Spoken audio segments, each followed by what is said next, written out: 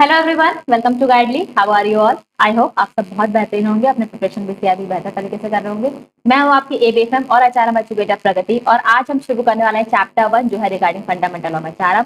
HRM जिसके बारे में मैंने आपको पहले भी बता रहा है भाई सबसे ज्यादा चूज किए जाने वाला एक पेपर है, क्योंकि भाई सबसे ज्यादा वेटेज की अगर मैं बात करूँ, हाईएस्ट अगर स्कोरिंग सब्जेक्ट कोई है तो एचआरएम है। क्योंकि एचआरएम आप बैंकर्स का पसंदीदा सब्जेक्ट इसलिए क्योंकि इसमें जो आप कॉन्सेप्ट पढ़ते हो वो आपकी डेली जो बैंकिंग एक्टिविटीज है उससे कहीं ना कहीं क्लोजली रिलेटेड होती हैं। और सबसे ज्यादा अगर बात की जाए तो भाई सबसे ज्यादा पासिंग स्कोर भी एचआरएम का हो रखा है। तो इसी एचआरएम के बारे में आज हम चर्चा करने वाले हैं। मॉड्यूल ए है, चैप्टर वन हम डिस्कस करेंगे जो कि है फंडामेंटल ऑफ एचआरएम। क्या होता है फंडामेंटल, बिल्कुल बेसिक से हम पढ़ेंगे, साथ ही साथ मैं आपको कुछ एमसीक्यू भी सॉल्व कराऊंगी। क्योंकि भाई कॉन्सेप्ट क्लियर तभी होगा जब आप एमसीक्यू सॉल्व करेंगे। जितना ज्यादा आप एमसीक्यू प्रैक्टिस करेंगे उतना ही आपका ये चैप्टर कवर अप होता चला जाए। तो चलिए बात करते हैं टॉपिक की। सबसे पहले बात करेंगे एचआरएम, यानी जिसके बारे में हम पढ़ने जा रहे हैं वो होता क्या क्या है एचआरएम, ह्यूमन रिसोर्स मैनेजमेंट। यानी अगर मैं बात करूं ह्यूमन रिसोर्स मैनेजमेंट को, तो एक तरीके का ये अप्रोच है, एक ऐसा स्ट्रेटेजिक अप्रोच है जिसके जरिए किसी भी ऑर्गेनाइजेशन के जो एम्प्लॉय हैं उनकी मदद की जाती है कि वो अपने गोल को अचीव कर सकें। भाई ह्यूमन का मैनेजमेंट हो रहा है, अगर मैं बात करूं ह्यूमन मैनेजमेंट की ही बात करता है एचआरएम। यानी किसी ऑर्गेनाइजेशन में बहुत सारे लोग काम करते हैं, है ना, बहुत सारे लोग काम करें। आप मुझे एक बात बताइए, अगर किसी ऑर्गेनाइजेशन में 100 या 100+ या फिर मैं कहता हूँ 20+ लोग भी काम कर रहे हैं, तो जाहिर सी बात है उनका ओपिनियन डिफरेंट होगा, उनका डिसीजन मेकिंग प्रोसेस डिफरेंट होगा, है ना, उनका किसी पर्टिकुलर टास्क के रिगार्डिंग जो अप्रोच होगा वो डिफरेंट होगा। तो अगर हर कोई अपने अपने अप्रोच से चलने लगा तो क्या कोई ऑर्गेनाइजेशन अपने गोल को अचीव कर पाएगा? बताइए मुझे। क्या कोई भी ऑर्गेनाइजेशन, अगर हर एम्प्लॉय अपने अपने अकॉर्डिंग चलने लगेगा तो कोई भी ऑर्गेनाइजेशन में पॉसिबल हो पाए तो अपना गोल अचीव करे? किसी भी ऑर्गेनाइजेशन के लिए ये प्रैक्टिकली पॉसिबल नहीं होगा, क्योंकि भाई कॉन्फ्लिक्ट ऑफ इंटरेस्ट हो जाएगा। हाई डिपार्टमेंट अपने अकॉर्डिंग काम कर रहा है, मिडिल डिपार्टमेंट अपने अकॉर्डिंग काम कर रहा है, लोअर लेवल पे जो है वो अपने अकॉर्डिंग काम कर रहा है, तो हर किसी का क्या है, वो अपने ओपिनियन के अकॉर्डिंग काम करेगा, तो कॉन्फ्लिक्ट ऑफ इंटरेस्ट तो हो जाएगा ना। तो ऐसे में जो ऑर्गेनाइजेशन का गोल है, ऑर्गेनाइजेशन का जो एम है, उसे कैसे फुलफिल किया जाएगा? वो तो फिर बहुत दूर की बात हो जाएगी ना, क्योंकि सब अपने अपने अकॉर्डिंग काम कर रहे हैं। तो इन्हीं सबको मैनेज किया जाता है एचआरएम, यानी ह्यूमन रिसोर्स मैनेजमेंट यही करता है। यानी जितने भी लोग किसी कंपनी में, किसी फर्म में, किसी ऑर्गेनाइजेशन में काम करते हैं, ये उन सबको मैनेज करने का काम करता है। यानी वो इसे एक ऐसे लेवल पे सारे एम्प्लॉयज को लेकर के आता है जिससे उनका जो इंटरेस्ट है वो कंपनी के इंटरेस्ट से पूरी तरीके से मैच करो, किसी भी तरीके से कॉन्फ्लिक्ट ऑफ इंटरेस्ट की सिचुएशन अराइज ना हो। यानी सब लोग, चाहे कंपनी के बात की जाए या फिर एम्प्लॉय के पॉइंट ऑफ व्यू से बात की जाए, दोनों एक ही लेवल में काम करें। यानी जो कि मेजर गोल है कि ऑर्गेनाइजेशन ज्यादा से ज्यादा प्रॉफिट अचीव कर, यानी एक ही गोल में के रिगार्डिंग दोनों, चाहे एम्प्लॉय की बात की जाए, एम्प्लॉय ग्रुप की बात की जाए या फिर ऑर्गेनाइजेशन, दोनों एक ही क्या करें, एक ही फॉर्म में आगे चल करके काम करें। यही मैनेज किया जाता है एचआरएम के जरिए, यही काम करता है एचआरएम। यानी अगर मैं एचआरएम की बात करूं तो इसमें बड़े पैमाने पर कई सारी एक्टिविटीज इंक्लूड की जाती है। जैसे इसमें रिक्रूटिंग आती है, भाई अगर एम्प्लॉय की जरूरत है, मान लीजिए ऑर्गेनाइजेशन, ये फर्म है, ठीक है, फर्म में प्रोडक्शन मैनेजर की जरूरत हो रखी है, तो ये कैसे हो पाएगा, कैसे एम्प्लॉयमेंट हो, कैसे एम्प्लॉय किया जाएगा? इसी रिसोर्स मैनेजमेंट एचआरएम के जरिए भाई रिक्रूटिंग होती है, इन्वॉल्व है, उन्हें हायर किया जाता है, उन्हें ट्रेन किया जाता है ताकि उनकी स्किल डेवलप हो सके किसी पर्टिकुलर टास्क रिगार्डिंग जो ऑर्गेनाइजेशन उनको देने वाली है, असाइन करने वाली है। कंपनसेट किया जाता है, साथ साथ डेवलपिंग स्टाफ भी किया जाता है। तो इस तरीके से एचआरएम क्या करता है भाई, पूरे ऑर्गेनाइजेशन को मैनेज करने का काम किसके जरिए किया जाता है? मैनेज करने का काम एचआरएम के जरिए ही किया जाता है। यानी ये इस तरीके से लोगों को मैनेज करता है जो कि एक वैल्यूएबल फॉर्म में मैनेज करता है। यानी एचआरएम के तहत जो वर्क फोर्सेस को ह्यूमन कैपिटल ट्रीट किया जाता है, और कहा जाता है कि अगर कोई भी कंपनी अपने ह्यूमन कैपिटल को बेहतर तरीके से ट्रीट करती है तो उस कंपनी को सक्सेस होने से कोई नहीं रोक सकता। क्योंकि एचआरएम का कॉन्सेप्ट कहता है कि भाई नए एम्प्लॉय को अपॉइंटमेंट बेशक होना चाहिए, लेकिन कंपनी को इस तरीके से अपने ह्यूमन कैपिटल को मैनेज करना चाहिए कि जो ओल्ड एम्प्लॉय उन्हें भी रिटेन करके रखा जा सके, क्योंकि वो ऑलरेडी स्किल्ड है, उन्हें पता है कंपनी का टास्क जो भी दिया जाएगा किस तरीके से उसे अचीव करना है। ठीक है, तो ह्यूमन कैपिटल कैसे मैनेज होगा? एचआरएम के जरिए ही ह्यूमन कैपिटल मैनेज होता है। यानी एचआरएम का जो एम है कि भाई एम्प्लॉय की परफॉर्मेंस बेहतर हो, मैक्सिमाइज किया जाए। अगर कोई 80% पे काम कर रहा है तो 100% अपना प्रोडक्टिविटी दे, ठीक है, पॉजिटिव इन्वायरमेंट बना रहे, अलाइन किया जाए एचआर प्रैक्टिस का, कंपनी का जो ऑब्जेक्टिव उसके साथ सारी प्रैक्टिस को इन्वॉल्व किया जाए।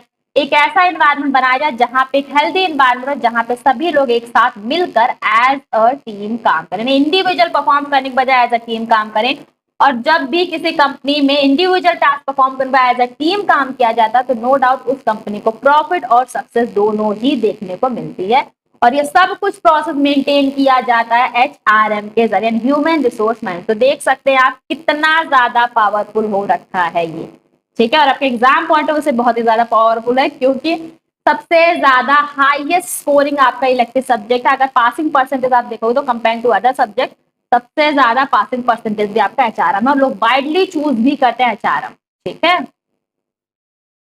चलिए अब बात करते हैं कोर एलिमेंट ऑफ HRM, यानी HRM में क्या क्या मेजर एलिमेंट है। तो सबसे पहले पीपल मैनेजमेंट, बिहेवियरल डायनामिक्स और यूनिफॉर्मिटी ऑफ एप्लीकेशन, ये मेजर फोर कोर एलिमेंट हो रखे हैं।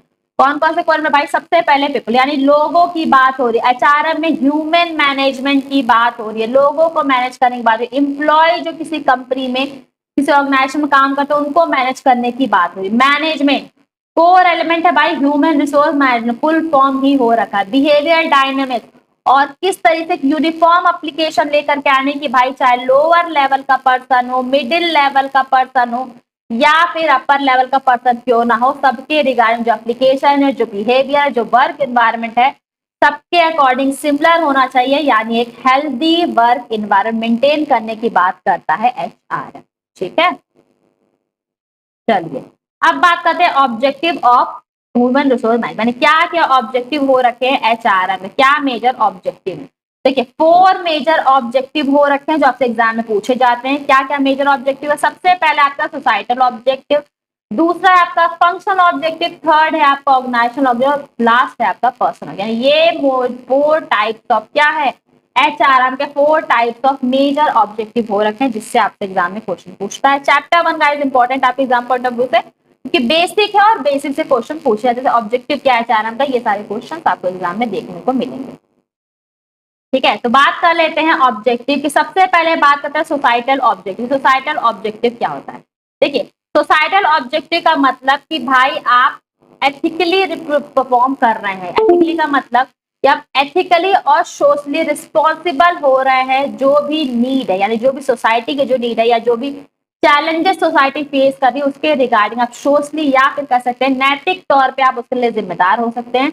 साथ ही साथ आपको मिनिमाइज करना चाहिए, भाई आपकी सोशल रिस्पॉन्सिबिलिटी हो रखी है कि भाई जो निगेटिव इम्पैक्ट हो रखा है डिमांड का ऑर्गेनाइजेशन पे, उसको रिड्यूस करना। जो भी चैलेंजेस सोसाइटीज के हो रखे हैं जिसकी वजह से डिमांड पे नेगेटिव इम्पैक्ट पड़ा ऑर्गेनाइजेशन के, उसको मिनिमाइज करना, ये सोसाइटल ऑब्जेक्टिव है। जैसे कि लीगल कंप्लायंस करना, यूनियन मैनेजमेंट करना, बेनिफिट्स है, ये सब कुछ क्या है, ये सब कुछ सोसाइटल ऑब्जेक्टिव। ऑर्गेनाइजेशनल ऑब्जेक्टिव अगर बात तो रिकॉग्नाइज करना कि भाई HRM का रोल क्या है, कि ताकि उससे HRM का जो रोल है उसको रिकॉग्नाइज करना ताकि ऑर्गेनाइजेशनल ऑब्जेक्टिव को फुलफिल किया जाए। भाई HRM का क्या रोल होता है? अगर रिक्रूटमेंट की जरूरत है, कंपनी को एम्प्लॉय की जरूरत है, उसकी रिक्रूटमेंट करना, उनको हायर करना, ट्रेनिंग करना, उनको स्किल प्रोवाइड करना, उनको टास्क असाइन करना, उस तरीके से मॉनिटर करना कि भाई जो अपना टास्क है अपना 100% प्रोडक्टिविटी दे और अपना बेस्ट दे सके। तो ये सब कुछ क्या होता है? ये सब कुछ मेंटेन किया जाता है ऑर्गेनाइजेशनल ऑब्जेक्टिव के तहत। भाई ऑर्गेनाइजेशनल ऑब्जेक्टिव क्या है? ज्यादा प्रॉफिट अर्न करना। तो HRM का जो रोल है, HRM को कह सकते हैं ह्यूमन रिसोर्स मैनेजमेंट, इस तरीके से मैनेज करना, इस तरीके से कह सकते हैं कंपनी में इन्वॉल्व करना कि भाई ऑर्गेनाइजेशन का जो गोल है कि प्रॉफिट अर्न करना, प्रॉफिट मैक्सिमाइज करना, जो भी गोल है, या फिर कोई नई कंपनी है तो मार्केट में एग्जिस्ट करना, स्टैंड करना, वो अलग अलग पर्टिकुलर कंपनी की अलग अलग एंटिटी की जो ऑब्जेक्टिव्स हो रखे हैं उसके अकॉर्डिंग परफॉर्म करना। थर्ड है आपका फंक्शनल ऑब्जेक्टिव। फंक्शनल ऑब्जेक्टिव का मतलब भाई डिपार्टमेंट, ईच डिपार्टमेंटल लेवल पे जो कॉपरेशन है उसको मेंटेन करना ताकि जो ऑर्गेनाइजेशन की नीड है वो बेहतर तरीके से फुलफिल हो। जैसे मैंने अभी आपको प्रोडक्शन मैनेजर का एग्जांपल दिया, भाई प्रोडक्शन मैनेजर की जरूरत हो रही है, प्रोडक्शन डिपार्टमेंट में प्रोडक्शन हेड की जरूरत हो रही है, तो ऐसे में क्या करेगा भाई HRM के जरिए क्या किया जाएगा भाई, इन्वॉल्व रिक्रूटमेंट की जाएगी कि प्रोडक्शन रिक्रूटमेंट निकाली जाएगी, प्रोडक्शन मैनेजर की जरूरत हो रखी है, और फिर जिस पर्सन को हायर किया जाएगा स्किल्ड नॉलेजेबल पर्सन को एज पर दी पोस्ट हायर किया जाएगा, रिक्रूटमेंट की जाएगी, सिलेक्शन किया जाएगा, नंबर ऑफ एप्लीकेशन में से जो डिजायर्ड जो क्वालिफाइड कैंडिडेट होगा for the post of production manager उसे ही अपॉइंट किया जाएगा, और फिर उसका सिलेक्शन प्रोसेस होगा, उसे ट्रेनिंग प्रोवाइड की जाएगी, एसेंशियल जो ट्रेनिंग रिक्वायरमेंट है वो प्रोवाइड की जाएगी। ये सब कुछ आता है आपका किसमें, ये सब कुछ आपका आता है ऑपरेशनल फंक्शनल ऑब्जेक्टिव में। ठीक है, अब बात करते हैं पर्सनल ऑब्जेक्टिव की। पर्सनल ऑब्जेक्टिव का मतलब कि भाई एम्प्लॉयज को असिस्ट करना ताकि वो अपना पर्सनल गोल अचीव कर सके, जैसे कि भाई एटलीस्ट इन सोफर जो है गोल इनहैंस कर सके, इंडिविजुअल कंट्रीब्यूट कर सके ऑर्गेनाइजेशन में, जैसे टीआरडी प्लेसमेंट है, कंपनसेशन है, असेसमेंट है।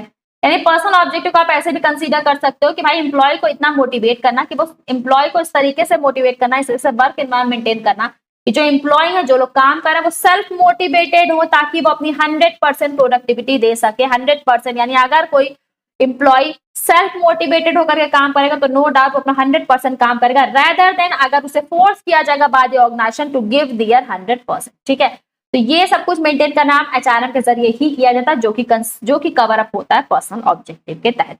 आई होप आपको यहां तक क्लियर हो गया होगा। Managerial function of HRM. ठीक है, क्या क्या मैनेजरल फंक्शन है, आई होप आपको ऑब्जेक्टिव अच्छे समझ में आ गया होगा। तो बात करो अगर मैनेजरल फंक्शन ऑफ एचआरएम की, तो इसके दो पार्ट्स में डिवाइड किया गया। पहला होता है आपका मैनेजरल फंक्शन, दूसरा होता है आपका ऑपरेटिव फंक्शन। यानी एचआरएम के फंक्शन को भाई दो पार्ट्स में डिवाइड किया गया। कौन कौन से दो पार्ट है? मैनेजरल फंक्शन, यानी जब आपने एबीएफएम पढ़ा था, जो एबीएफएम जो मैं आपको पढ़ाती हूँ उसमें मैंने आपको बहुत डिटेल में पढ़ाया था, मैनेजरल फंक्शन के बारे में पढ़ा रखा है मैंने कि प्लानिंग क्या होती है, ऑर्गेनाइजिंग क्या है, स्टाफिंग क्या है, डायरेक्शन क्या है, कंट्रोलिंग क्या है, ये सब कुछ मैंने आपको बहुत डिटेल में एबीएफएम पढ़ा रखा है। और इसीलिए मैंने आपको कहती भी कि आपका समझ लीजिए अगर आप एबीएम और एबीएफएम में सब्जेक्ट पढ़े तो आपका ऑलमोस्ट 50% सिलेबस एचआरएम के रिगार्डिंग कवर हो जाता है। तो मैनेजरल फंक्शन क्या है भाई? कोई भी कंपनी चाहती है अपनी सेल को डबल करना। ठीक है, कोई कंपनी चाहती है कि उसकी सेल क्या हो जाए, उसकी सेल 2x हो जाए, डबल हो जाए, तो ऐसे केस में क्या करेगी वो भाई? वो प्लानिंग करेगी, वो इस तरीके से अप्रोच लेकर के आएगी कि भाई उसका सेल डबल हो जाए। फिर वो देखेगी उसके पास क्या क्या रिसोर्स अवेलेबल है, क्या क्या उसके पास स्टाफ अवेलेबल, उसको ऑर्गेनाइज करना शुरू करेगी जो भी रिसोर्स। फिर वो देखेगी भाई उस टास्क को पूरा करने के लिए उसकी क्या प्रॉपर एम्प्लॉयमेंट हो रखी, सॉरी क्या प्रॉपर वर्कफोर्स हो रखा है उस पर्टिकुलर टास्क को फुलफिल करने के रिगार्डिंग या फिर स्टाफिंग में। फिर वो उन्हें डायरेक्शन देने काम में किस तरीके से क्या करना है उस टीम को, यानी लीडरशिप प्रोवाइड की जाएगी ताकि वो टीम अपना ऑब्जेक्टिव फुलफिल कर सके। साथ ही साथ उनके टास्क को टाइम टू टाइम उनके सुपीरियर अथॉरिटी के जरिए, सुपरवाइजर के जरिए मॉनिटर भी किया जाए। तो ये सब कुछ कंसीडर किया जाता है, क्या यही सब कुछ कंसीडर किया जाता है आपका मैनेजरियल फंक्शन में। ऑपरेटिव फंक्शन में बात कीजिए तो ऑपरेटिव फंक्शन में आपका रिक्रूटमेंट आता है, डेवलपमेंट की बात की जाती है, भाई कंपनसेशन किस तरह कोई पे करना है एम्प्लॉय को, तो ये बात आती है। मेंटेनेंस करवाना है या फिर मोटिवेट करना, इंटीग्रेशन है, ये सब कुछ आपका ऑपरेटिव फंक्शन में आता है। ऑपरेटिव फंक्शन गाइस आपका एग्जाम इंपॉर्टेंट है क्योंकि आपके एग्जाम में पूछता है। चलिए अब बात कर लेते हैं एम्प्लॉय पॉलिसी की। क्या होती है एम्प्लॉय पॉलिसी? तो देखिए एम्प्लॉय पॉलिसी, एम्प्लॉय किस तरीके से काम करेगा भाई, प्रोसीजर क्या होगा एम्प्लॉय के रिगार्डिंग, गाइडलाइन क्या होंगे, कोड ऑफ कंडक्ट क्या होगा, प्लान क्या है, रेगुलेशंस क्या है, लॉ क्या मेंटेन है, ये सब कुछ मेंशन होता है एम्प्लॉय पॉलिसीज में। यानी कंपनी कह सकते हैं जो पॉलिसीज बनाती है एम्प्लॉय के रिगार्डिंग, उसे आप एम्प्लॉय पॉलिसी कंसीडर कर सकते हैं। यानी एक ऐसा प्लान जिससे एक ऐसी पॉलिसी जो कि प्लान ऑफ एक्शन के बारे में बताए कि भाई एम्प्लॉय पॉलिसी क्या है, भाई मैनेजमेंट का विजन क्या है, मैनेजमेंट क्या सोचता है, मैनेजमेंट किस तरीके से जो बेसिक नीड है एम्प्लॉय की उसको मैनेजमेंट किस तरीके से एड्रेस करेगा, किस तरीके से मैनेजमेंट उसे फुलफिल करेगा, ये मेंशन होता है एम्प्लॉय पॉलिसी में। साथ ही साथ इस बात को भी इंश्योर मदद करता है कि भाई अगर किसी भी तरीके से कोई कंसिस्टेंट ट्रीटमेंट के रिगार्डिंग, क्या पर्सोनल के रिगार्डिंग कंसिस्टेंट ट्रीटमेंट को भी क्या करता है, इंश्योर करता है, उसमें मदद करता है कि मिनिमाइज किया जा सके लाइन ऑफ एक्शन, ताकि अगर किसी भी तरीके का मान लीजिए मैनेजमेंट के साथ किसी भी तरह का कोई डिस्प्यूट अराइज हो जाता है तो उस डिस्प्यूट को कैसे हैंडल किया जाएगा वो भी इसमें मेंशन होता है। ठीक है, कोई भी इंटर ग्रुप कॉन्फ्लिक्ट हो गया या फिर डिपार्टमेंट लेवल पर कोई कॉन्फ्लिक्ट हो गया तो उस कॉन्फ्लिक्ट को कैसे ट्रीट किया जाए, कैसे रेजोल्यूशन लाया जाए, कैसे उसे सॉल्व किया जाएगा उस प्रॉब्लमेटिक सिचुएशन को, इसमें के रिगार्डिंग भी एम्प्लॉय पॉलिसी में मेंशन है। यानी अगर इस पॉलिसी की बात की जाए तो बड़े पैमाने पे काफी सारी एक्टिविटी को कवर करती है। यानी इसमें इंक्लूड होता है कि किस तरह से हेल्थ और सेफ्टी कैसे मेंटेन की जाएगी, एंटी डिस्क्रिमिनेशन कैसे मेंटेन किया, भाई किसी के साथ कोई भेदभाव नहीं मेंटेन किया जाएगा, अटेंडेंस कैसे मेंटेन होगी, लीव कैसे मेंटेन होगी, कंपनी जो भी रिसोर्सेज प्रोवाइड करे उसका इस्तेमाल किस तरीके से किया जाएगा, कंसिस्टेंसी बेसिकली प्रमोट करने का ये पॉलिसीज काम करती हैं। लीगल कंपनियां भाई कंपनी की पॉलिसी को एम्प्लॉय फॉलो करें या फिर नहीं, इस बात को ये इंश्योर करती हैं। साथ ही साथ एक बेहतर वर्क एनवायरमेंट बना रहा है, एक रिस्पेक्टेड वर्क एनवायरमेंट बना रहा है कि हर चाहे कोई छोटा हो या फिर बड़ा, छोटे लेवल पे काम करता है बड़े लेवल पे, सबको उनको रिस्पेक्ट मिले। ठीक है, क्योंकि रिस्पेक्ट का राइट गाइस हर किसी को होता है, सब हर किसी का सेल्फ स्टीम और हर किसी को रिस्पेक्ट का राइट है।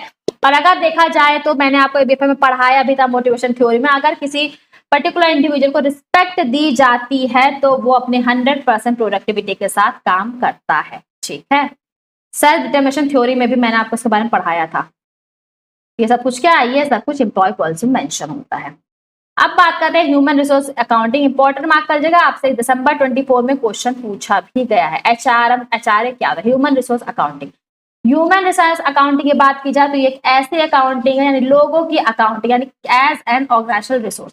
ह्यूमन रिसोर्स अकाउंटिंग यानी जो लोग कंपनी में काम कर रहे हैं, यानी जो लोग काम कर रहे हैं उनके रिगार्डिंग जो अकाउंटिंग है, उसी ऑर्गेनाइजेशनल रिसोर्सेज के रिगार्डिंग उसे कंसीडर किया जाता है ह्यूमन रिसोर्स अकाउंटिंग। यानी अगर एचआरए की बात की जाए तो उसमें मेजर किया जाता है कि जो भी कॉस्ट की जा रही है, यानी मान लीजिए किसी भी पर्सन को जॉब पे रखने के रिगार्डिंग जो भी कॉस्ट करी जा रही है, जैसे रिक्रूटमेंट में जितना खर्चा किया जा रहा है, उन्हें सेलेक्ट करने में कितना प्रोसेस लग रहा है उसके रिगार्डिंग क्या खर्चा है, हायरिंग के टाइम पे कितना खर्चा है, ट्रेन करने में कितना खर्चा लग रहा है, या फिर उन्हें as a human asset develop करो। एज ए ह्यूमन एसेट मतलब ऐसे पर्सन जो कि टास्क के रिगार्डिंग स्किल्ड हो रखे, यानी जो भी कंपनी का टास्क है उस कंपनी के टास्क को फुलफिल करने के रिगार्डिंग पूरी तरह से स्किल्ड हो रखे हैं, टैलेंटेड हो रखे हैं, इसे ही कहा जाता है ह्यूमन एसेट। यानी इन सबको मेंटेन करने में कंपनी का क्या खर्चा लग रहा है ये कंसीडर किया जाता है एचआरए के जरिए। यानी ये मेजरमेंट है, qualification of human organisation input का, जैसे कि रिक्रूटमेंट, ट्रेनिंग, एक्सपीरियंस और कमिटमेंट की बात करता है। कई सारे वेरियस मॉडल भी इसमें यूज किए जाते हैं, जैसे हिस्टोरिकल कॉस्ट क्या है, रिप्लेसमेंट कॉस्ट, प्रेजेंट वैल्यू क्या होगी, फ्यूचर अर्निंग मतलब फ्यूचर में हम जो अर्न करें उसकी प्रेजेंट वैल्यू क्या होगी। इस तरीके से एचआरए क्या करता है, एचआरए ऑर्गेनाइजेशन की यानी टॉप अथॉरिटी की मदद करता है कि वो बेहतर तरीके से डिसीजन अपना ले सके। साथ ही साथ ह्यूमन कैपिटल का क्या असर है, ह्यूमन कैपिटल की क्या जरूरत है, क्या नीड है, क्या क्या एडवांटेज ह्यूमन कैपिटल से मिल सकते हैं, ये भी उनकी परफॉर्मेंस क्या उसे भी वो समझ सके, और ओवरऑल जो हेल्थ है मॉनिटर कर वर्कफोर्स की उसको भी इंप्रूव करने का काम कर। तो ये तो बात होगी एचआरए की। अब बात करते हैं कि HRM practice in Indian organisation, कितने तरीके से एचआरएम प्रैक्टिस इंडियन ऑर्गेनाइजेशन की जाती है। तो देखिए एचआरएम प्रैक्टिस में चार्ट के जरिए यहाँ पे आपको मेंशन किया, एचआरएम प्रैक्टिस के रिगार्डिंग फीचर है, इंपॉर्टेंट है गाइस, बहुत डिटेल में आपको समझा रही हूँ और आप बहुत डिटेल में आप इसको समझिएगा। ठीक है, सबसे पहले बात की जाए अगर जॉब डिस्क्रिप्शन की, तो इसमें परसेंटेज और एम्प्लॉय हैं जो कि फॉर्मली डिफाइन करते हैं वर्कलोड को, जो कि बहुत ज्यादा हाई होता है। ठीक है, वहीं अगर रिक्रूटमेंट की बात की जाए तो स्ट्रॉन्ग डिपेंडेंस होता है ये फॉर्मल लेबर मार्केट पे, डायरेक्ट रिक्रूटमेंट होती है इंस्टीट्यूशन से, हायर लर्निंग बहुत ज्यादा जरूरी है मैनेजमेंट के बीच में, इंजीनियरिंग और सिमिलर प्रोफेशनल कैडर्स के बीच में। इसके अलावा अदर व्हीकल्स प्लेसमेंट एजेंसी है, इंटरनेट है, प्रिंट मीडिया है, इन सब के जरिए भी रिक्रूटमेंट का प्रोसेस होता है। कंपनसेशन की बात की जाए तो भाई सिक्योरिटी पर ज्यादा फोकस करता है, लाइफ टाइम आपने एम्प्लॉयमेंट अपना किया, आपने पब्लिक सेक्टर या फिर कंपनी को जो आपने सर्विसेज में प्रोवाइड की है, कई सारी फैसिलिटीज को इन्वॉल्व करता है, जैसे कि हेल्थ केयर है, हाउसिंग है, स्कूलिंग है चिल्ड्रन के लिए, ये इन्वॉल्व है। ट्रेनिंग एंड डेवलपमेंट की बात की जाए तो इंस्टीट्यूशनाइज्ड होता है इंडियन ऑर्गेनाइजेशन में, पॉपुलैरिटी है जो ट्रेनिंग प्रोग्रामर्स की, और स्किल और वैल्यू डेवलप करने का काम करते हैं ये अनऑर्गेनाइज सेक्टर में भी। परफॉर्मेंस अप्रेजल के बात में तो बहुत ही लो कवरेज ऑफ एम्प्लॉयज आते हैं अंडर फॉर्मल परफॉर्मेंस अप्रेजल और reward of organisation goal. Promotion और रिवार्ड की अगर मैं बात करूं तो भाई मॉडरेटली वेरिएबल होते हैं, अलग अलग इंडस्ट्री में अलग अलग लेवल पर प्रमोशन दी जाती है, अलग अलग पर रिवॉर्ड दी जाती है। सीनियरिटी सिस्टम स्टिल डोमिनेट करता है public sector enterprise, merit basis पे होता है, परफॉर्मेंस लिमिटेड होती है मोस्टली ग्लोबली ओरिएंटेड इंडस्ट्रीज तक। करियर प्लानिंग की अगर मैं बात करूं तो लिमिटेड है स्कोप में, और सीनियरिटी बेस्ड क्रेडिट सिस्टम होता है, पब्लिक सेक्टर ज्यादा स्टेबिलिटी प्रोवाइड करता है, प्रोग्रेशन भी करियर में प्रोवाइड करता है। वहीं एक्सेप्टेंस ज्यादा होती है वॉलंटरी रिलेटेड स्कीम की पब्लिक सेक्टर में, क्योंकि हाई परफॉर्मिंग स्टाफ इसको कंसीडर करता है। क्रॉस फंक्शनल करियर पाथ भी बहुत अनकॉमन है। जेंडर इक्विटी की बात करूं तो प्रोएक्टिव कोर्ट रूलिंग है, आईलो गाइडलाइंस के रिगार्डिंग मेंटेन की गई, लेजिस्लेशन है, कई सारे प्रोविजंस लाए गए हैं। रिजर्वेशन सिस्टम की अगर मैं बात करूं तो सेंट्रल गवर्नमेंट ने 15% रिजर्वेशन फिक्स कर रखा है शेड्यूल कास्ट के, शेड्यूल कास्ट के लिए 15% रिजर्वेशन है, 7.5% रिजर्वेशन है शेड्यूल ट्राइब्स पर, 27% का मेंटेन कर रखा है गवर्नमेंट ने बैकवर्ड क्लास के लिए, और अलग अलग स्टेट में ये बिल्कुल अलग अलग हो रखा है। ठीक है, तो ये तो था एचआरएम प्रैक्टिसेस। अब बात कर लेते हैं moon lighting. Moon lighting double star mark कर लीजिएगा, बहुत बार आपके एग्जाम में पूछा गया है। मून लाइटिंग का मतलब क्या है, जैसे ये मिस्टर ए है, ठीक है, ये एक जगह काम ए लिमिटेड में काम कर रहा है, इसके अलावा ये पार्ट टाइम में जाकर के बी लिमिटेड में भी मिस्टर काम कर रहे हैं। यानी ऑलरेडी क्या कर रहे हैं भाई, एक जगह काम कर रहे हैं और उसके बाहर भी अपने एम्प्लॉयमेंट के बाहर जाकर के भी काम कर रहे हैं। यानी क्या कर रहे हैं भाई, एम्प्लॉय है या एम्प्लॉय का ग्रुप है, वो क्या कर रहा है, वो एडिशनल जॉब भी कर रहा है out of their regular employment. यानी क्या कर रहा है भाई, जो रेगुलर जॉब करता है वो तो वो कर ही रहा है, उसके साथ वो बाहर भी पार्ट टाइम में कहीं काम कर रहा है, तो इसे ही कहा जाता है मून लाइटिंग। ठीक है, इसे ही मून लाइटिंग कंसीडर किया जाता है। यानी मून लाइटिंग का मतलब है कि जैसे मैंने आपको बताया कि मिस्टर ए एक जगह काम कर रहे हैं, उसके अलावा दूसरी जगह भी काम कर रहे हैं, ताकि क्या है भाई, प्राइमरी एम्प्लॉयमेंट से हट करके वो किसी दूसरी जगह काम कर रहे हैं जो कि नॉन वर्किंग आवर्स में अपने काम कर, जैसे वीकेंड्स में जाके काम कर रहे हैं या फिर इवनिंग्स में जाके काम कर। भाई जैसे मान लीजिए मिस्टर ए क्या है भाई 10 to 7 का ही जॉब, 10 to 6 का ही जॉब कर रहे हैं ना, 10 to 6 को कहीं जॉब कर रहे हैं, उन्हें लगता है कि कहीं उन्हें टाइम मिल रहा है तो कहीं एक्स्ट्रा भी जॉब कर लेते हैं ताकि थोड़ा एक्स्ट्रा खर्चे, उनके एक्सपेंस जो है वो बियर हो जाए। तो पार्ट टाइम में जाकर वो 8 से 12 जाकर के भी किसी कंपनी में काम कर लेते हैं। तो क्या है, यही है मून लाइटिंग। यानी जो नॉन वर्किंग आवर्स है वो उसमें काम कर रहा है, जो कि उनके प्राइमरी एम्प्लॉयमेंट से पूरी तरीके से अलग होकर रखा है, यानी बिल्कुल अलग है उससे, तो उसके प्राइमरी जॉब का हिस्सा नहीं है। जो टर्म डिराइव है वो हिस्टोरिकल प्रैक्टिस से डिवाइड, यानी एडिशनल वर्क है एट नाइट में। मून लाइटिंग एक तरीका है एक्स्ट्रा इनकम अर्न करने का। यानी भाई इसके जरिए क्या है भाई, एक आप काम करो, दिन में आप कहीं और काम करो, रात में आप कहीं और काम करो, यानी एक्स्ट्रा इनकम के लिए मोस्टली क्या था, मून लाइटिंग का कॉन्सेप्ट प्रेफर किया गया है।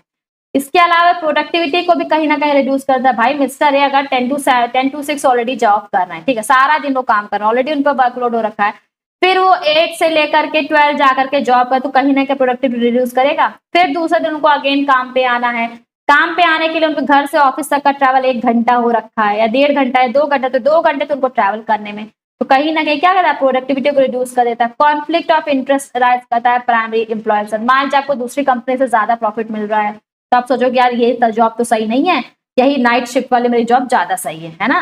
तो टर्मिनेशन भी कभी कभी हो जाता है अगर एम्प्लॉयमेंट कॉन्ट्रैक्ट में अलाउ नहीं किया गया। तो कई कई कंपनीज ऐसे होता है जो क्लियरली उन्होंने मून लाइटिंग का जो कॉन्सेप्ट है उसको क्लियरली प्रोहिबिट कर रखा है। उन्होंने क्लियरली मेंशन कर रहा है कि आप अगर उस कंपनी में काम कर रहे हैं तो आप किसी और कंपनी में जाकर के काम नहीं कर सकते, सेम काम तो छोड़िए दूसरा काम भी आप नहीं कर सकते। उन्होंने clearly moon lighting concept prohibit कर रखा है एम्प्लॉयमेंट कॉन्ट्रैक्ट के रिगार्डिंग। तो अगर ऐसे केस में आप जात कर रहे हैं भाई, तो जाहिर सी बात है जहां आप नौकरी कर रहे हैं वो तो जाएगी ही जाएगी, और दूसरी नौकरी पे भी आप फोकस नहीं कर पाएंगे। ठीक है, अब बात करते हैं रोल ऑफ एचआरडी प्रोफेशनल। ठीक है, एचआरडी प्रोफेशनल का मेजर रोल क्या होता है इसके बारे में चर्चा कर लेते हैं। ठीक है, तो देखिए एचआर अप्रोच की अगर बात कीजिए तो कई सारी रिस्पॉन्सिबिलिटी आती है, कई सारी इसमें भाई प्लानिंग करनी पड़ेगी कि जो एचआर है उसको प्लानिंग करनी है। इसके बाद प्लानिंग करेगा तभी तो पता चले कि स्टाफिंग कितने लोगों के कितने वर्क फोर्स की उसको जरूरत हो रखी है। फिर वो एम्प्लॉय, जो भी एम्प्लॉय को उसने जिन भी लोगों को उन्होंने काम पे रखा है, जो एम्प्लॉय क्या उनका वो डेवलपमेंट करेगा, उनकी स्किल डेवलप करेंगे, उनको ट्रेनिंग प्रोवाइड करने का काम करेंगे। ठीक है, उसके बाद उनकी परफॉर्मेंस मैनेजमेंट करेंगे, यानी उन्हें मोटिवेट करेंगे अपना 100% परफॉर्मेंस दे सके। जो बेहतर काम करेगा उन्हें रिवॉर्ड मिलेगा, लेकिन अगर जो बेहतर काम नहीं करेगा टर्मिनेशन जैसी चीजें ही फेस करनी पड़ेगी। और साथ ही साथ मेंटेन करते हैं क्वालिटी ऑफ वर्क लाइफ और डिसिप्लिन। यानी ये क्या करते हैं भाई, एम्प्लॉय को मैनेज करने का काम करते हैं, यानी वर्क लाइफ में डिसिप्लिन मैनेज करने की रिस्पॉन्सिबिलिटी किसकी है, ये एचआरडी प्रोफेशनल ह्यूमन एचआर की मेजर रिस्पॉन्सिबिलिटी है। ठीक है, तो ये हो गया आपका मेजर रिस्पॉन्सिबिलिटी जो कि इंक्लूड होती है, एग्जाम पॉइंट से आपका ये इंपॉर्टेंट हो रखा है। चलिए अब बात करते हैं quality and trade for of a successful HR professional में कौन कौन सी क्वालिटी होनी चाहिए। यानी कह सकते हैं कहीं ना कहीं लीडरशिप क्वालिटी से आपके मिलता जुलता है। ठीक है, कौन कौन सी क्वालिटी होनी चाहिए भाई, सबसे पहले तो लीडरशिप ट्रेट हो, जैसे मैंने कहा था आपसे भाई लीडरशिप क्वालिटी से मिलना चाहिए। एचआर क्या कर रहा है भाई, कंपनी के में जो ऑर्गेनाइजेशन में जो लोग काम कर रहे हैं, ठीक है, ये काम कर रहे हैं लोग, काफी सारे लोग ऑप्शन में काम कर रहे हैं, उन सबको मैनेज करने का काम किसे ही करना है। तो जाहिर सी बात है लीडरशिप ट्रेट होती है ताकि कॉन्फ्लिक्ट ऑफ इंटरेस्ट अराइज ना हो एम्प्लॉयज के बीच में। हाई डिग्री ऑफ फ्रीडम होना चाहिए, किसी भी तरीके से किसी पर्टिकुलर एम्प्लॉय को लेकर बायस नहीं चाहिए। ऐसा ना हो कि वो मिस्टर राम को ज्यादा प्रेफरेंस दे रहा है, मिस्टर राम को ज्यादा सपोर्ट कर रहा है, वहीं मिस्टर समय को वो ज्यादा प्रेफरेंस नहीं दे रहे, यानी वो कितना भी बेहतर काम करे लेकिन स्टिल उनके लिए वो पूरी तरीके से क्या है, मिस्टर रमेश को लेकर वो बायस्ड हो रखा है, और दूसरा कोई पर्सन अगर बेहतर काम कर रहा है स्टिल उसके काम को रिकॉग्नाइज नहीं कर रहा है। तो पूरी तरह से भाई अनबायस्ड होना चाहिए। ठीक है, इसके अलावा एबिलिटी होनी चाहिए कि वो ह्यूमन साइकोलॉजी को अंडरस्टैंड कर सके। भाई ह्यूमन साइकोलॉजी को अगर आप नहीं अंडरस्टैंड कर पाए कोई एचआर, तो वो कैसे मोटिवेट करेगा? लीडरशिप क्वालिटी तो आएगी ही नहीं, है ना, ताकि वो क्या कर सके, बेहतर तरीके से ह्यूमन रिलेशन मेंटेन कर सके। इसके अलावा पॉजिटिव माइंडसेट होना चाहिए ताकि वो बेहतर ग्रोथ प्रोवाइड कर सके, कंपनी की ग्रोथ हो सके, लोगों की ग्रोथ हो सके, उन्हें इंकरेज कर सके, वो बेहतर तरीके से अपना 100% दे ताकि अपनी रिस्पॉन्सिबिलिटी को फुलफिल करे और उन्हें एक ऐसा एटमॉस्फेयर प्रोवाइड करे कि वो सेल्फ मोटिवेट हो सके अपना 100% देने के लिए। ठीक है, इसके अलावा एनामिटी का पैशन होना चाहिए फॉर एनामिटी, और साथ ही साथ हाई लेवल ऑफ इंटेलिजेंस और नॉलेज होना चाहिए। यानी किसी भी तरीके के अगर ऑब्स्टिकल्स आते हैं, किसी भी तरीके का प्रॉब्लम्स आती है, तो उसको डील करने के लिए उससे बिल्कुल रेडी रहें। ठीक है, इस लेवल की उनकी स्किल्ड होनी चाहिए। अब बात करते हैं necessity of ethics in HRM. HRM function में एथिकल बिहेवियर की क्या क्या जरूरत है? भाई देखिए, एथिक्स अगर एचआरएम में इन्वॉल्व, तो इसका मतलब रिस्पॉन्सिबिलिटी मेंटेन है, ऑनेस्टी इंटीग्रिटी मेंटेन रहती है, ट्रस्ट बना रहता है। ये मान रखे भाई अगर कोई भी कंपनी एथिक्स को फॉलो करे, तो इसका मतलब वो क्या, बेस्ट बिजनेस प्रैक्टिस को फॉलो करे, किसी तरह की कोई फ्रॉडलेंट एक्टिविटीज नहीं कर रही है, और साथ साथ अपने एम्प्लॉय पे भी बेहतर ध्यान दे रही है। इसीलिए बहुत जरूरी हो रखा है एथिक्स इन एचआरएम। ठीक है, क्योंकि एम्प्लॉय क्या होता है भाई, लॉयल्टी शो करती है मैनेजमेंट के रिगार्डिंग।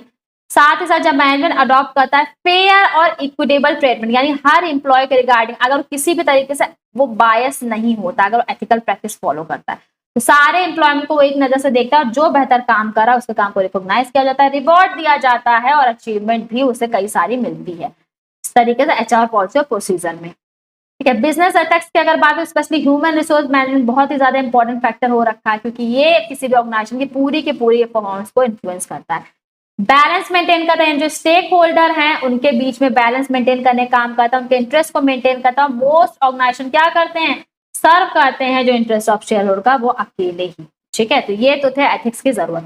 अब बात करते हैं कौन कौन से एथिकल इश्यूज फेस किए जाते हैं एचआरएम फंक्शन में। सबसे पहला होता है कंपनसेशन इशू। भाई किसी को कंपनसेशन जरूरत है, उसके रिगार्डिंग प्रॉपर प्रोसेस नहीं है, ये इश्यूज फेस किया गया। इंसेंटिव के रिगार्डिंग प्लान्स नहीं हो रखे हैं, परचेजेस के रिगार्डिंग नहीं है, डिफॉर्मेंस अप्रेजल का कॉन्सेप्ट नहीं है, रिक्रूटमेंट और प्रमोशन के रिगार्डिंग कई सारे इश्यूज है, कॉन्फिडेंशियली और प्राइवेसी का, ये सारे क्या है, ये सारे इश्यूज हैं जो आपको एचआरएम फंक्शन में एथिक्स के रिगार्डिंग एथिकल इश्यूज है जो आपको देखे जाते हैं। एग्जाम में आपसे एथिकल इश्यूज पूछ भी लेता है, कितने आपको एग्जाम में दे देगा, ये सारे ऑप्शन पूछता है कि कौन कौन सा एथिकल इशू का हिस्सा नहीं है। कोई कॉन्सेप्ट अच्छे से क्लियर हो गया तो अब एमसीक्यू प्रैक्टिस कर लेते हैं, क्योंकि कॉन्सेप्ट क्लियरिटी के लिए एमसीक्यू की प्रैक्टिस बेहद जरूरी है। ठीक है, विच of the following is not one of the 4 primary objective of HRM. HRM का कौन सा ऑब्जेक्टिव? तो सोसाइटल ऑब्जेक्टिव के बारे में हमने जाना, फंक्शनल ऑब्जेक्टिव भी देखा, पर्सनल ऑब्जेक्टिव भी होता है, इसमें मोटिवेशन की बात है, लेकिन फाइनेंशियल जैसा कोई भी ऑब्जेक्टिव नहीं होता है। राइट आंसर है आपका सी। नेक्स्ट क्वेश्चन की बात करते हैं, विच of the following is not considered a desirable quality of successful HR professional. Successful HR professional की क्वालिटीज मैंने आपको बहुत डिटेल में बताई है। यहाँ आपको क्या बता रहे हैं, कौन सी क्वालिटी नहीं हो रखी है। प्रोसेस करे गुड लीडरशिप ट्रेट, भाई बेशक होना चाहिए। हाई डिग्री ऑफ फ्रीडम होना चाहिए फ्रॉम बायस नहीं होना चाहिए। एबिलिटी होना चाहिए कि ह्यूमन साइकोलॉजी और मेंटेन कर सके ह्यूमन रिलेशनशिप। पैशन होना चाहिए ऑटोनॉमी के लिए, और पॉजिटिव माइंडसेट होना चाहिए कि वो फोकस कर सके एम्प्लॉय ग्रोथ एंड मोटिवेशन। भाई हाई डिग्री ऑफ फ्रीडम होना चाहिए, फ्रॉम अनबायस्ड होना चाहिए, वो पूरी तरह से क्या होना चाहिए, अनबायस्ड होना चाहिए। राइट आंसर है आपका यहाँ पे डी।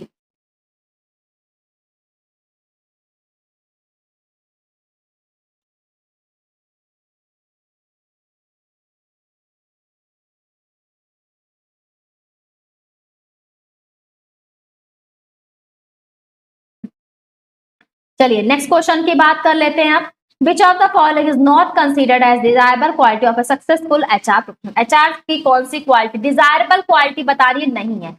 गुड लीडरशिप होनी चाहिए, बेशक होनी चाहिए भाई। हाई डिग्री ऑफ फ्रीडम चाहिए, किसी तरह से बायस नहीं चाहिए, बिल्कुल सही बात है। एबिलिटी होनी चाहिए कि ह्यूमन साइकोलॉजी ह्यूमन रिलेशन को मेंटेन कर सके, बिल्कुल सही है। पॉजिटिव माइंडसेट होना चाहिए कि एम्प्लॉय ग्रोथ हो, उन्हें मोटिवेट कर सके, बिल्कुल। लेकिन पैशन फॉर एनॉमिटी जो है वो कंसिडरेबल डिजायरेबल क्वालिटी नहीं होती है। राइट आंसर है आपका डी। ठीक है, नेक्स्ट क्वेश्चन की बात करते हैं। मून लाइटिंग क्या है? एक पर्सन ऑलरेडी एक जगह काम कर रहा है, लेकिन फिर भी वो कहीं और जाकर के भी काम कर रहा है एक्स्ट्रा इनकम के लिए, तो ये क्या है, यही है मून लाइटिंग। यानी स्टेटमेंट यह करें, it always refer to working overtime for the same employer, बिल्कुल भी नहीं।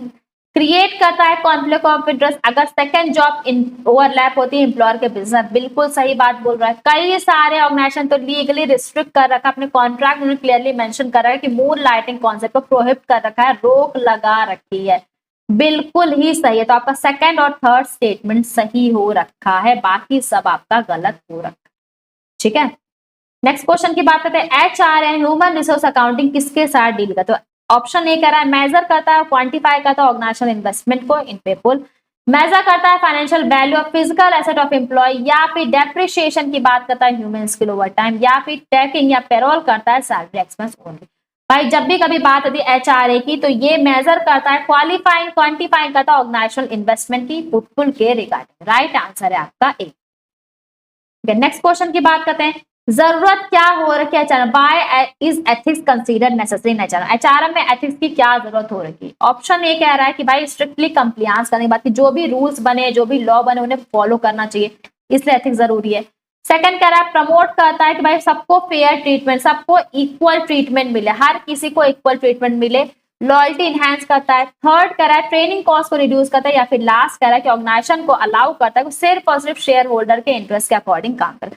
भाई एथिक्स का मतलब क्या है कि भाई एथिक्स इस बात के रिगार्डिंग कंपनी को या फिर फर्म को प्रमोट करता है, इंकरेज करता है सॉरी, कि वो ज्यादा सारे एम्प्लॉय को लेकर के इक्वल ट्रीटमेंट वो मेंटेन करे, यानी जिससे एम्प्लॉय मोटिवेट हो, उनकी लॉयल्टी मेंटेन हो। तो राइट ऑप्शन है आपका यहाँ पे बी। ठीक है, तो आज की क्लास में हमने चैप्टर 1 आपका एचआरएम का कंप्लीट किया है। आई होप आपको सेशन पसंद आया। कोई भी डाउट, कोई भी कंफ्यूजन, चाहे एबीएफएम के रिगार्डिंग या फिर एचआरएम के रिगार्डिंग, तो आप क्लासेस के बाद टेलीग्राम चैनल के जरिए जुड़ करके भी मुझसे अपने डाउट क्लियर कर सकते हैं। तो आज के लिए फिलहाल इतना ही, मिलते हैं नेक्स्ट क्लास में। Till then take care.